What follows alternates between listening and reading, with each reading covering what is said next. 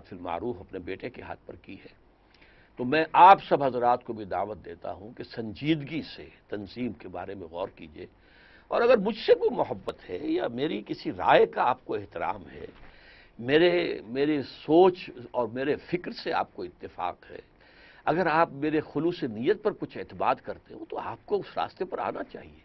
اگر ادھر آپ قدم نہیں بڑھاتے ہیں تو اس کا مطلب یہ ہے کہ یہ ساری باتیں جو ہیں وہ زبانی کلامی ہے، صرف کہنے کی باتیں ہیں، اس سے آگے در حقیقت میرے ساتھ آپ کا کوئی حقیقی قلبی اور ذہنی تعلق نہیں ہے۔ اللہ تعالیٰ اس سے آپ کو آگے قدم بڑھانے کی توفیق عطا فرمائے۔